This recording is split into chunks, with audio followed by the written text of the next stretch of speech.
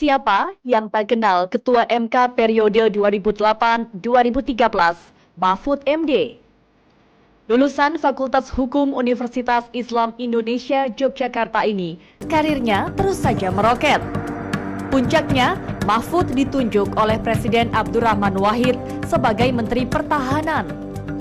Bahkan, akademisi UII tersebut pernah juga merangkap Menteri Kehakiman dan HAM periode 2000-2001. Malang melintang di beberapa partai dan menjabat sebagai anggota DPR, Mahfud menjelma menjadi praktisi hukum yang disegani.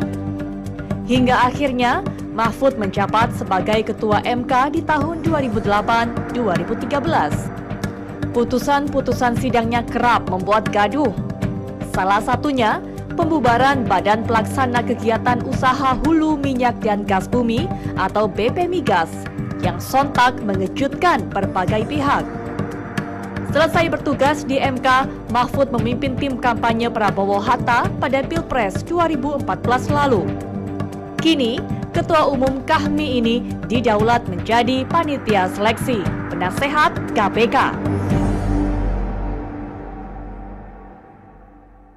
Pak Mahfud, kalau kita perhatikan juga belakangan ini ada sebuah usaha untuk memolisikan penulis bendera merah putih. Ya, bendera merah putih ditulis, yang terakhir adalah tulisan tauhid di situ. Pertanyaannya dari hukum tata negara, apakah memang bendera itu tidak boleh sama sekali ditulis?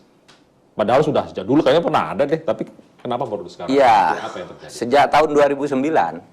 Kalau sebelum tahun 2009 tidak ada larangan di dalam hukum itu.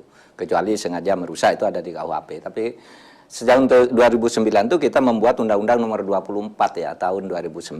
Tentang lambang-lambang itu, bahasa, bendera, dan lambang gitu. Atribut lah, atribut negara. Nah di situ dikatakan, dilarang menulisi, mencoret, merusak, meletakkan lencana di atas bendera resmi negara dengan ancaman hukuman tergantung, ada yang 5 tahun, ada yang 1 tahun. Kalau menggunakan pasal 24A ancamannya cuma 1 tahun dan denda. Kalau yang Nur Fahmi 1 tahun. Jadi begini, itu sejak tahun 2004. Tahun 2009, Undang-Undang nomor 24 tahun 2009. Nah, pada waktu itu memang sudah dilarang menggunakan lambang-lambang itu sembarangan. Cuma, kenapa baru sekarang? Kan sebelum itu ada Metallica, ya, juga rame. Ya. Musim kampanye juga lambang negara dikasih gambar partai dan sebagainya. Dan itu banyak, masih banyak foto-fotonya, banyak pelakunya gitu. Kenapa kok baru sekarang dilakukan itu?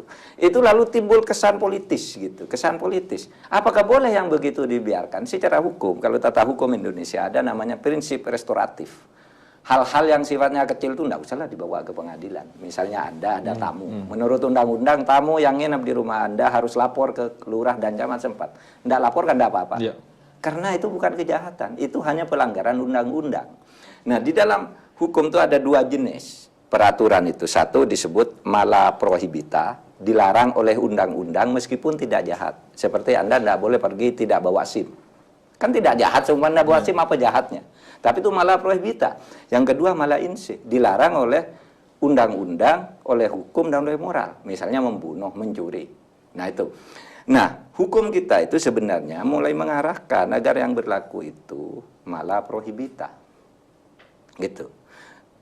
Artinya yang masalah kecil udahlah, jangan dibesar-besarkan, apalagi ada orang lain melakukan tidak ditindak dengan cara sama gitu. Itu lalu kesannya sangat politis sekali. Jadi hukum diombang-ambingkan oleh perkembangan politik. Saya mencoba untuk berpikir ala yang memolisikan ini, bahwa bendera merah putih itu ada sesuatu yang sakral, bahwa jangan kemudian merendahkan bendera sebagai lambang negara kita. Bukankah itu baik? Iya, undang-undangnya baik agar merah putih itu tidak diperlakukan sembarangan, gitu ya. Tetapi coba bayangkan kalau Anda meletakkan bendera merah putih lalu diberi gambar sepak bola. Itu karena ingin mengatakan bahwa Indonesia itu hebat loh sepak bolanya gitu. Bukan menghina merah putih. Indonesia itu adaptif dengan persepak bolaan merah putih. Misalnya kalau berprasangka baik. Ditulis Allahu Akbar. di bendera merah putih. Kalau niatnya agar Allah itu selalu melindungi merah putih ini misalnya, kan bisa. Tergantung itunya kan, tergantung tergantung persepsinya dan latar belakangnya juga, dan latar belakang kenapa dia melakukan itu. Nah, tetapi memang kalau yang begitu-gitu dibesar-besarkan di Indonesia banyak sekali yang begitu. Di berbagai daerah, di desa orang buat kreasi sendiri-sendiri. Akhirnya energi habis untuk urusan yang gitu. Iya. Habis energi kita ngurus yang kayak gitu-gitu. Kan kejahatan tuh harus kembalikan. Ada mensreanya enggak gitu. Niatnya ada enggak gitu ya. Itu dulu. Kalau perbuatannya itu apakah jahat apa tidak diukur gitu. Ya, tapi mensreanya ada enggak? Orang kadang kalau saking senangnya merah putih dijadikan sarung bantal lalu ditidur kan enggak boleh. Begitu.